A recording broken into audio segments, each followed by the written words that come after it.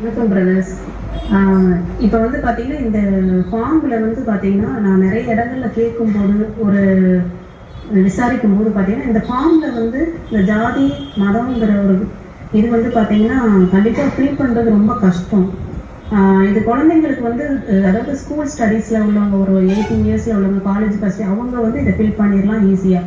So ஆனால் மற்ற பெரியவங்க கிட்ட வந்து நம்ம கண்டிப்பாக இதை வந்து கேட்க முடியாது. அபவ் 35 40 அந்த ரேஞ்சில் உள்ளவங்க கிட்ட நம்ம இதை வந்து கண்டிப்பாக கேட்க முடியாது. ஸோ இந்த காலம் வந்து கண்டிப்பாக மஸ்டாங்கிறத பார்த்துட்டு இந்த பேப்பரில் வந்து நீங்கள் கொடுங்க. சேம் அதே மாதிரி நம்ம Aadhaar card, voter ID, then phone number இதெல்லாம் வந்து பார்த்தீங்கன்னா நிறைய பேர்ட்டு வாங்கவே முடியாது. எல்லாமே பேங்க்ல வந்து மெர்ஜ் ஆயிருக்கு. ஸோ அது வந்து என்ன எதுக்கு அப்படிங்கிற மாதிரி கேட்குறாங்க.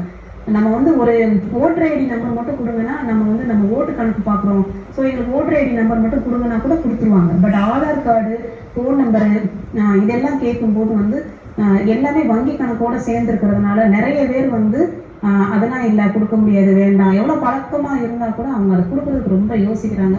ஸோ அது வாங்குறது வந்து ரொம்பவே குறைஞ்சிருது. இதுவரைக்கும் இதுக்கு முன்னாடி இந்த மாதிரி யாருமே கேட்டது கிடையாது. நம்மளும் நிறைய பழகிருக்கோம், நிறைய ஓட் பண்ணியிருக்கோம். பட் இந்த மாதிரி ஆதார் கார்டு, ஓட்டர் ஐடி இந்த மாதிரி கேட்டு வரல. ஓட்டர் ஐடி நம்பர் கேட்பாங்க, அது எப்பவுமே வந்து ஒரு பொதுவான ஒரு விஷயம்.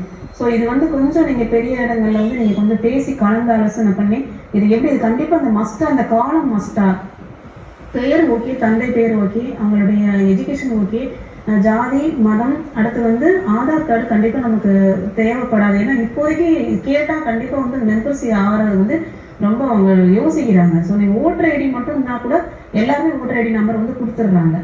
ஸோ அது கொஞ்சம் எனக்காக அதை கொஞ்சம் ரெக்வஸ்ட் பண்ணி கொஞ்சம் மேலிடத்துல அதை வந்து சொல்லுங்க, சொல்லி இந்த காலம் வேணுமான்னு பார்த்துட்டு பிரிண்ட் பண்ணுங்க. ஏன்னா கண்டிப்பாக வந்து ஜாதிலாம் கேட்க முடியல.